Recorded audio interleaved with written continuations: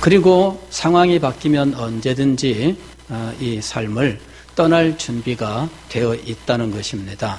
그래서 우리는 분명한 목표를 가져야 하는데 우리 자녀들이 복음을 깨닫고 예수 그리스도를 구주로 영접하며 이 모든 신앙생활을 일상생활이 아닌 진정한 신앙의 삶으로 받아들이고 또 그 삶을 살아갈 수 있도록 해야 한다 하는 것입니다. 오늘 우리가 생각할 주제는 이렇게 복음을 가르치고 마음속에 예수 그리스도에 대한 깨달음과 믿음이 생겨났을 때 우리 자녀들에게 무엇을 가르쳐야 할 것인가 하는 것이죠. 그때 여러 가지 일들이 있을 거예요. 더 깊은 진리의 세계를 가르치는 것 정말 중요한 거죠.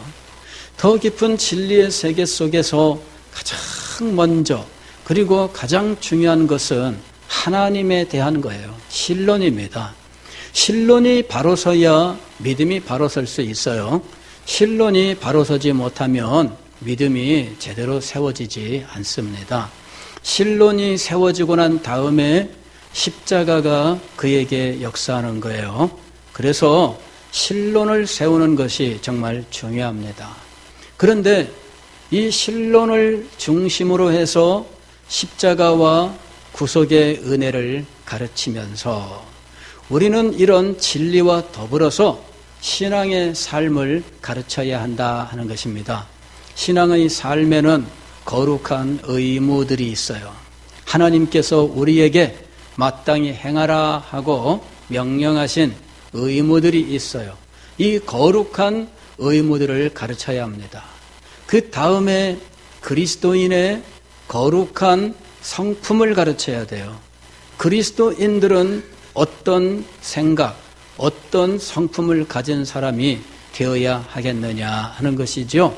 이 성품을 가르치고 그 다음에 그에게 이 모든 것들을 이제 총정리하여 이 세상의 세속적인 원리들, 가치관들, 인생관들, 세계관들을 정리해서 가르쳐 주어야 한다 하는 것입니다. 그렇게 해서 이 교육의 과정들이 이제 형성이 되어 있어요.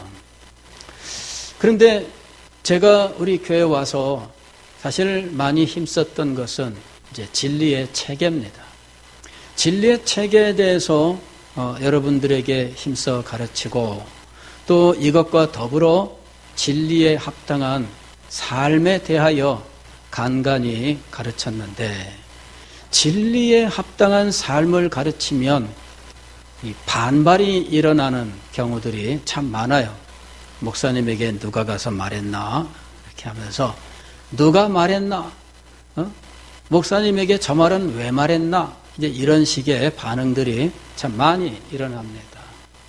진리에 합당한 성도의 삶을 가르치면 성도들에게 반드시 걸려 넘어지는 부분들이 나오게 되어 있어요. 그래서 지혜로운 목사님은 말을 안 하죠. 맞을까요? 틀릴까요? 말해야 돼요. 진리에 합당한 삶을 말해야 됩니다. 그래야 성도들이 예수님은 믿는데 진리와는 반대되는 행동들을 하는 이러한 모습들, 즉 마음으로는 믿는데 삶으로는 배교하는 이러한 이율배반적인 모습들을 막을 수 있거든요. 사도 바울의 서신서를 보면 진리에 대한 교훈과 삶에 대한 교훈이 항상 짝을 이루고 있는 것을 볼 수가 있습니다. 왜 항상 삶을 이야기했을까요? 그러므로라는 말을 하면서 진리를 말씀하고 그러므로 너희는 빛의 자녀로 살아라. 그러므로 너희는 어둠의 일을 벗어버리고 그러므로 너희는 그러므로라고 하는 이 말을 하면서 늘 삶을 가르쳤다는 이야기예요. 그래서 진리의 가르침과 아울러서 진리에 합당한 삶을 가르치고 진리에 합당한 성품을 가르치고 진리를 분별할 수 있는 지혜를 가르쳐라 하는 것입니다. 그러면 진리에 합당한 삶으로 우리가 무엇을 가장 먼저 가르쳐야 할 것이냐? 주일 성수예요. 주일 성수. 주일 성수라고 하는 것은 한문인데 이걸 풀었으면 주의 날을 거룩하게 지켜라 하는 것입니다. 주의 날을 거룩하게 지켜라. 주의 날을 거룩하게 지키는 것은 마치 이 종합 선물 세트와 같은 거예요. 가령 명절 때 되면은 종합 선물 세트라고 하는 것이 이제 나오잖아요. 과자를 종합 선물 세트로 만들 수도 있고, 그리고 명절 때는 세면 도구들 이런 것들 세트로 만들기도 하고, 하여튼 세트로 만들어요. 그러면은 하나하나 사는 것이 아니라 한꺼번에 다 이렇게 되는 거예요. 자, 주일은 무엇이냐면은 성도의 삶의 종합 선물 세트와 같은 거예요. 그 안에 다 들어있어요. 그 안에 예배가 들어있고, 그 안에 성경 공부가 들어있고, 그 안에 기도가 들어있고, 그 안에 성도의 교제가 들어있고, 그 안에 선행이 들어있고, 그 안에 하나님을 기뻐하며 하나님의 백성으로 살아가는 삶이 다 들어있어요. 그래서 주일을 가르치는 것이 정말 중요한 거예요. 아니, 단지 이것뿐만이 아니고 주일은 구속사라고 하는 하나님의 구원의 경륜에 아주 결정적인 의미를 가지고 있는 것입니다. 과거에 우리는 구약 성경에 안식일을 지켜라 하는 말씀들을 알고 있죠. 10계명의 제4계명을 보면은 3계명을 보면은 안식일을 기억하여 거룩히 지키라 그랬습니다. 안식일을 기억하여 거룩히 지키라. 그러면 도대체 이 안식일은 어떤 의미를 가지고 있는가 하는 것입니다. 안식일이 가진 의미는 완성된 하나님의 나라가 인간의 타락으로 말미암아 무너지게 되었는데, 그 무너진 하나님의 나라의 완성을 하나님께서 우리에게 주신다라고 하는 거예요. 이 하나님의 계시, 그리고 하나님의 구원의 사역, 이것을 우리가 누리면서 선포하는 것이 안식일의 의미예요. 창세기 2장 1절로 3절까지의 말씀을 보면 하나님께서 엿새 동안 온 세상을 창조하셨는데 이 모든 일을 마치심에 제7일째 되는 날 하나님이 무엇을 하셨을까요? 우리말 성경은 이제 안식하셨다, 쉬셨다 이렇게 번역을 했어요. 근데 사실 그 말 안식이란 말 자체도 수고 끝에 그 수고를 끝내고 쉬는 거니까 마쳤다 하는 의미가 있기는 해요.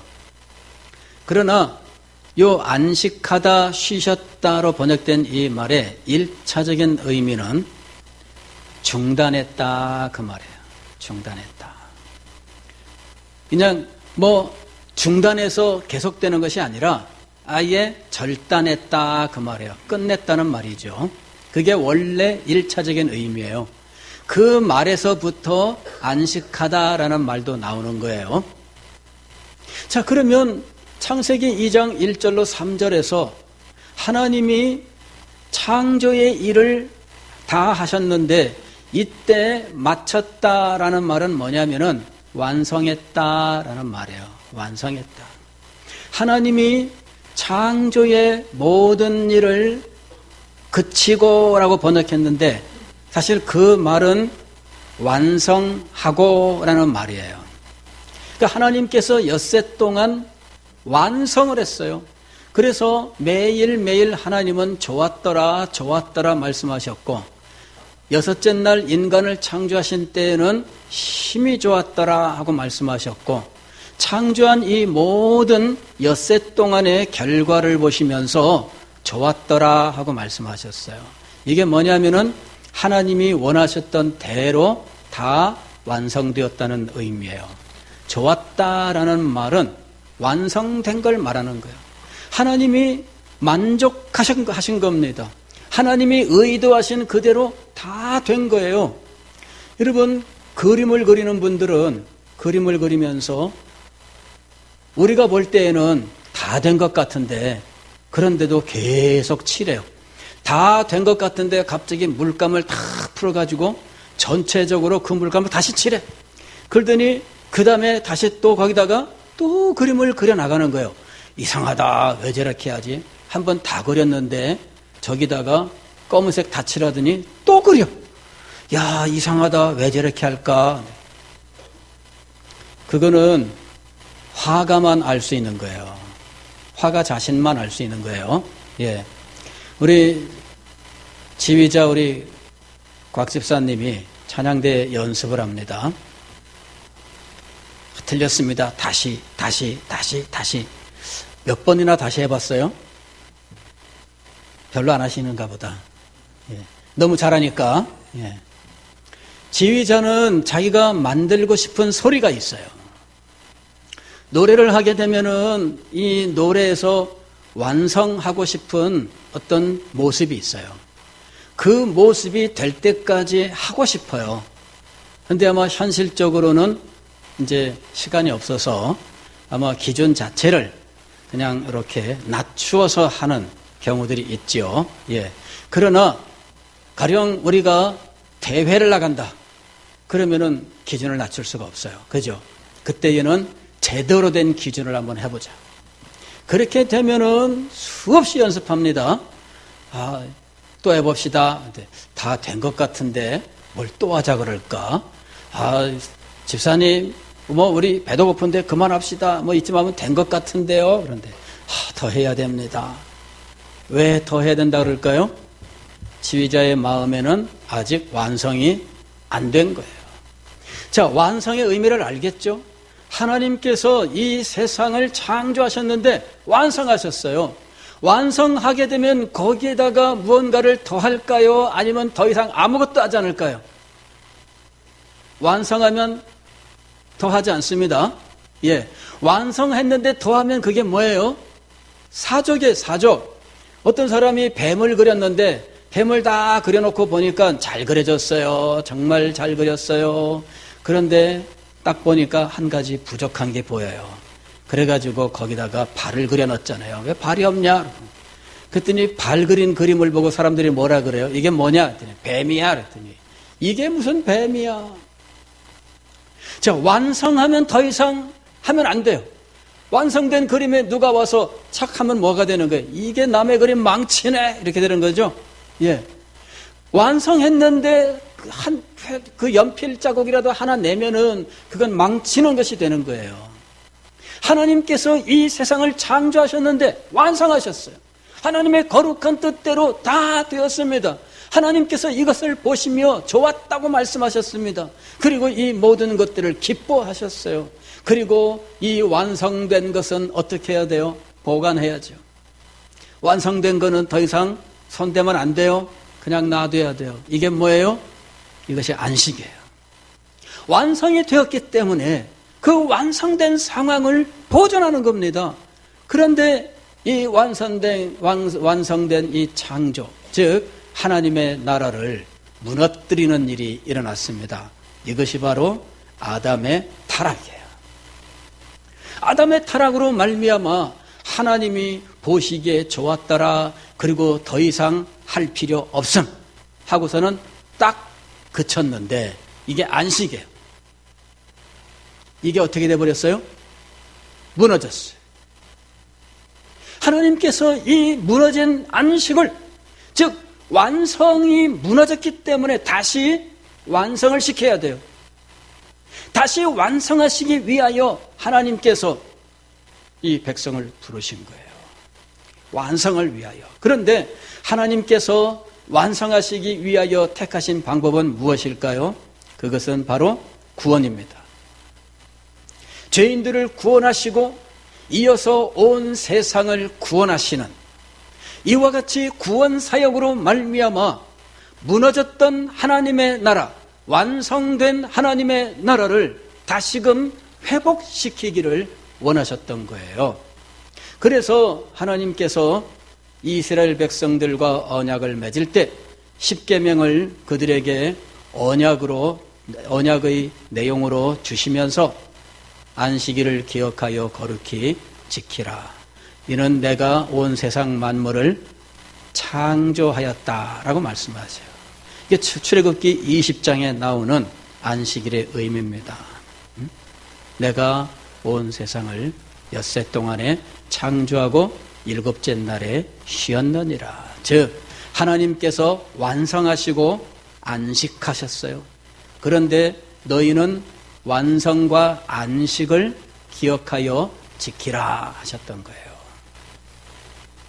그리고 신명기서 5장에 가면 하나님께서 다시 십계명을 주시는데 그때 제3계명의 진술하는 방식이 바뀌어요.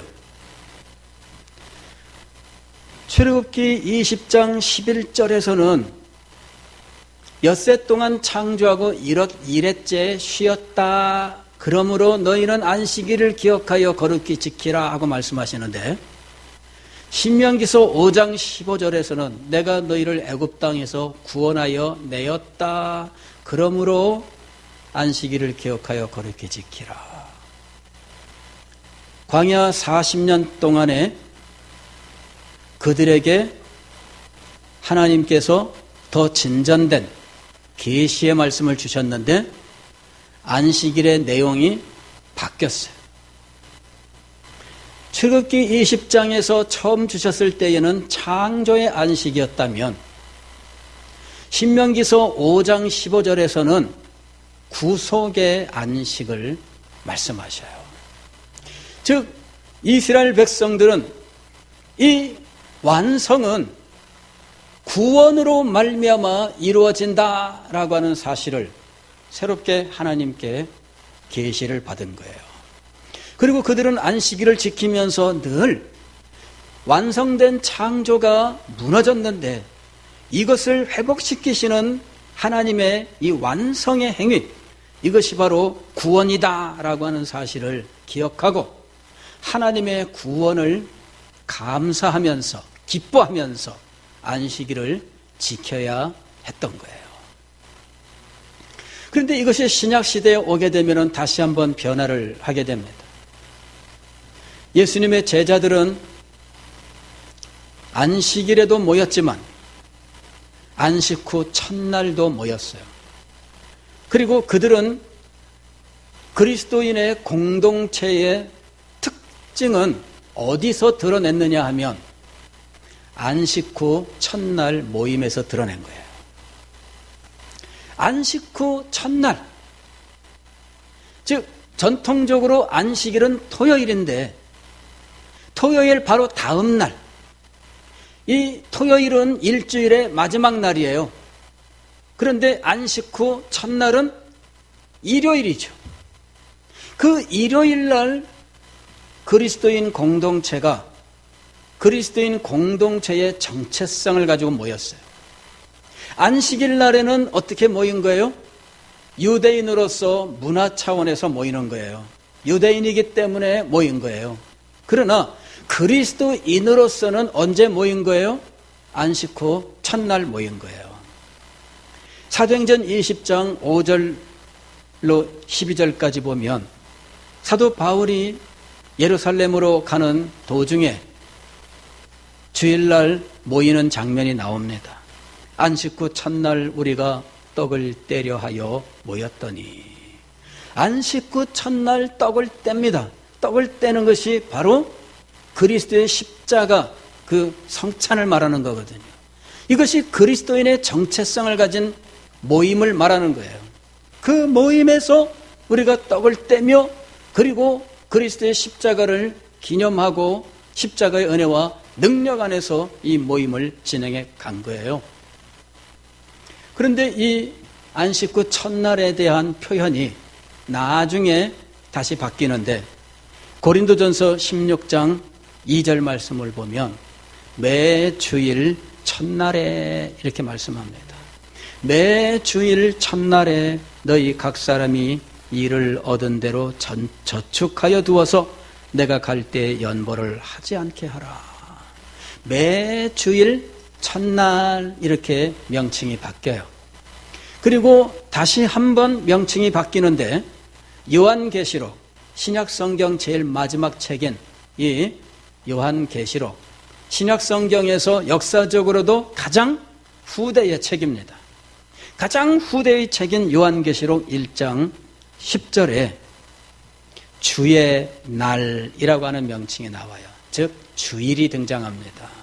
주의 날에 내가 성령에 감동하여, 이 사도 요한이 밤모섬에 유배를 갔는데 홀로 주일을 지킬 때 성령으로 감동하여 환상과 말씀을 보고 듣게 됩니다. 그때 주의 날, 주일이 등장을 해요. 왜 그리스도인 신약의 교회는 안식일을 지키지 아니하고 주일을 지키게 되었을까요? 구속의 완성인 그리스도의 십자가와 부활 때문이에요. 그리스도의 부활이 어느 날 이루어졌습니까? 안식 후 첫날 새벽에 이루어진 거예요. 그리고 그날 저녁에 예수님께서 제자들을 만나셔요. 일주일 후에 제자들이 모여 있는데 그 자리에 예수님께서 찾아오셔요.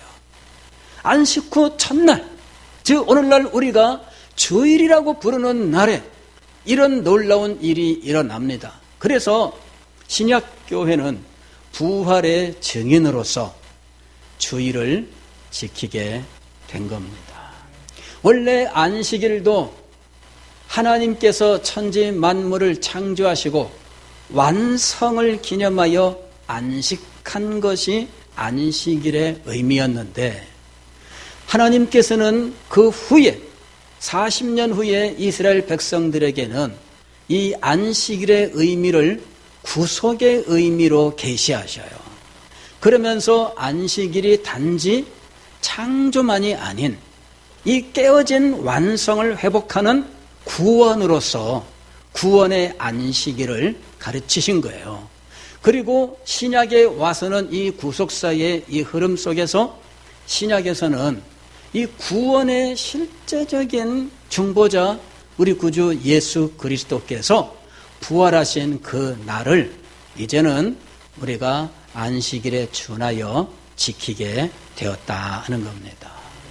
그래서 우리가 이 주일을 지키면서 그리스도의 부활을 우리가 기념하고 그리스도의 부활을 찬양하고 그리스도의 부활을 선포하고 그리스도의 부활의 능력 안에 살되 우리는 무엇을 소망해야 하느냐 하면 하나님께서 완전하게 완성하실 그 날을 소망해야 된다 하는 거예요.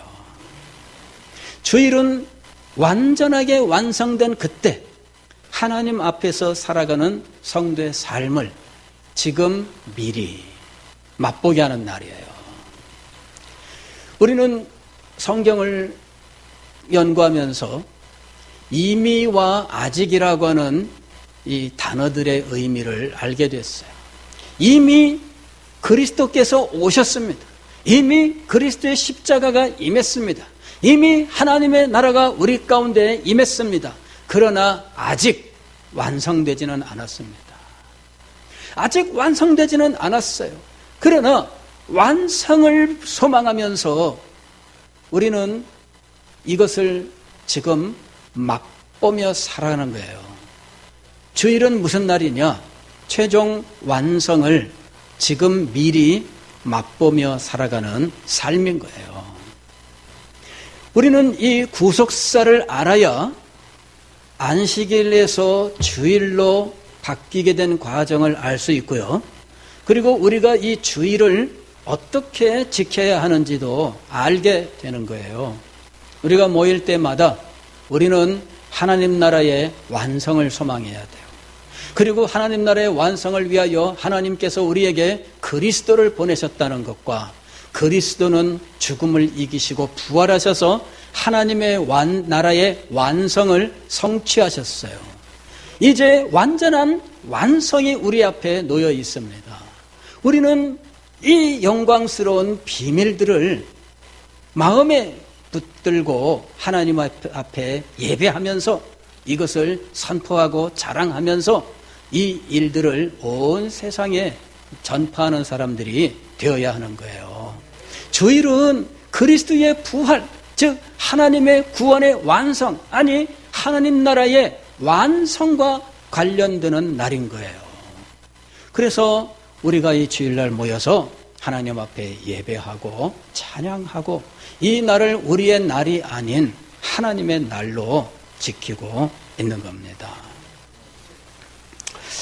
이 시간에 우리 찬양 한번 같이 한번 했으면 좋겠습니다. 선포하라.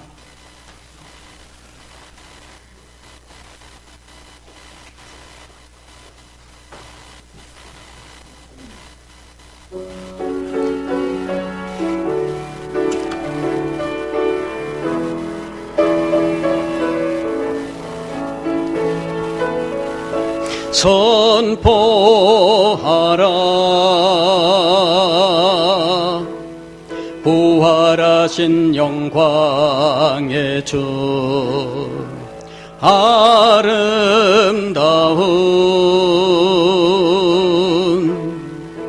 영광의 주를 보라.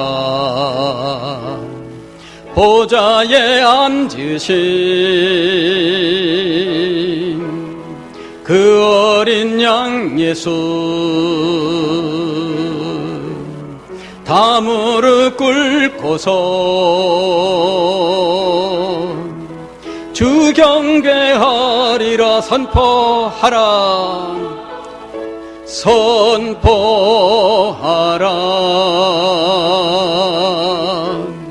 부활하신 영광의 주 하나님과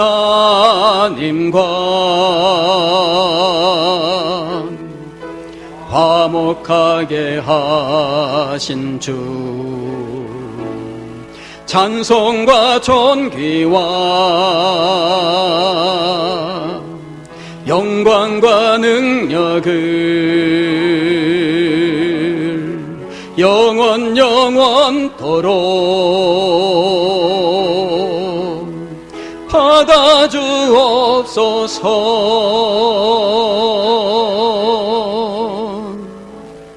아멘. 예. 다시 한번 부르는데요. 후렴을 이렇게 한번 해보겠습니다. 보좌에 앉으신 하면은 남성들이 보좌에 앉으신, 그러면 여성분들은 보좌에 앉으신 그렇게 하셔도 돼요. 그렇게. 예. 한번 두 하면 다 무릎 꿇고서 하면 다 무릎 꿇고서 이렇게. 예. 그거 한번 넣어서 한번 해보겠습니다.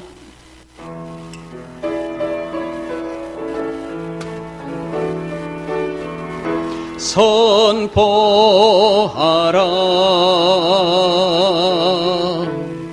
부활하신 영광의 주 아름다운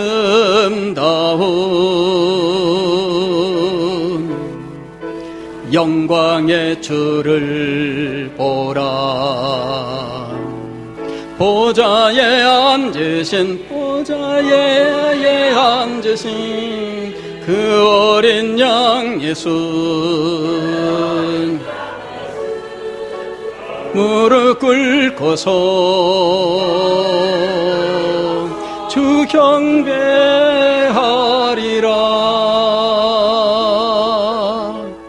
아이, 멋지네요. 예, 멋집니다. 예. 제가요, 그 부활에 대해서 정말 아름답고 거룩하게 부를 수 있는 이 곡이 없나. 근데 어느 날 이 곡이 마음속에 계속 울려 퍼져요. 여러분들하고 같이 불러보고 싶었어요. 오래됐습니다. 근데 부를 기회가 없더라고요. 오늘 이 주일을 맞아서 이 주일이 그리스도의 부활을 선포하는 날이고 이 부활하신 예수 그리스도를 경배하는 날이다라고 하는 사실, 이것을 가장 잘 표현하는 찬송이다 이렇게 생각이 들었습니다. 같이 다시 한번 불러보겠습니다. 1절과 2절.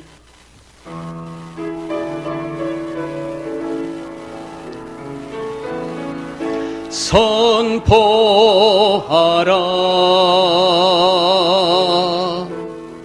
부활하신 영광의 주 아름다운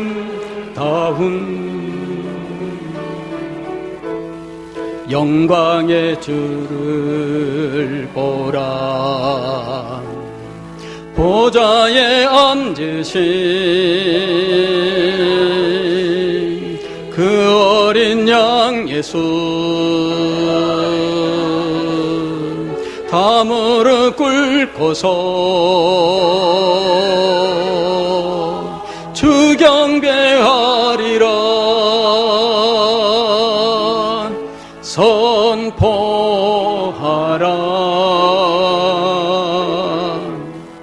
부활하신 영광의 주 하나님과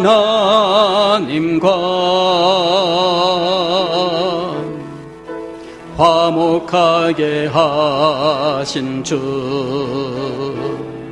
보통과 존귀와 영광과 능력을 영원토록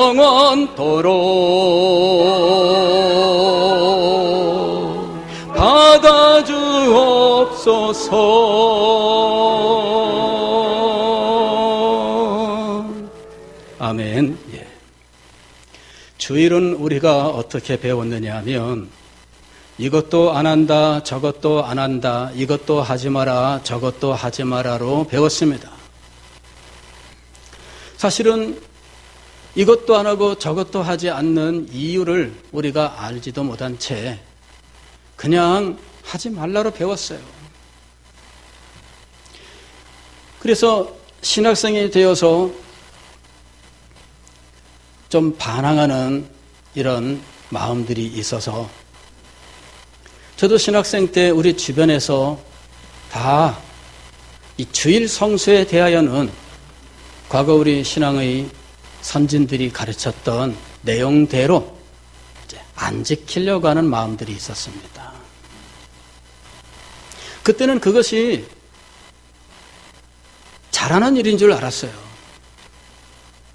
그때는 그것이 내가 똑똑하고 잘난 것인 줄 알았어요. 그러나 세월이 지나면서 목회하고 성도들을 주의 말씀으로 가르치면서 깨달은 것은 내가 잘못되었다 하는 것입니다. 주의를 하지 말라, 무엇을 안 하는 날이다라는 식으로 배운 거는 사실 조금 문제가 있습니다. 그러나 그것이 잘못된 건 아니에요. 문제는 왜 그래야 되는지를 제대로 배우지 못한 채 하지 말라고 율법적으로 배웠다는 것이 문제입니다. 의미를 우리가 제대로 알아야 돼요. 하나님은 창조를 완성하셨고 이 완성을 그대로 보존하시면서 완성 속에 우리를 살게 하셨던 거예요. 그게 안식입니다. 그러나 인간의 타락으로 완성된 하나님의 나라가 무너졌을 때 하나님께서는 다시 완성하시기를 원하셨어요. 그리고 다시 완성하는 이 구속을 자기 백성들에게 계시로 삶으로 나타내셨어요. 우리의 삶은 하나님의 계시이면서 이것이 우리의 믿음의 고백인 겁니다. 이스라엘 백성들은 안식일을 통해서 그리스도의 구속을 소망했었고 우리는 주일을 통하여 이미 우리 가운데 오사 구속을 성취하신 그리스도의 부활을 기념하면서 하나님의 완성을 소망하고 있는 거예요. 그래서 우리는 주일날 그리스도의 부활을 찬양하면서 부활의 영광과 기쁨 속에서 주님을 경배해야 한다는 것입니다. 사랑하는 성도 여러분, 주일의 참된 의미를 기억합시다. 우리를 살리신 예수 그리스도 그 생명의 부활을 기억합시다. 그리고 그리스도의 생명이 우리의 영혼에 우리의 삶에 역사할 수 있기를 소망합시다. 우리의 예배 가운데 그리스도의 부활의 능력이 임해야 됩니다. 그리스도의 다시 살리시는 은혜가 우리 가운데 임해야 됩니다. 이것이 바로 주일의 의미예요.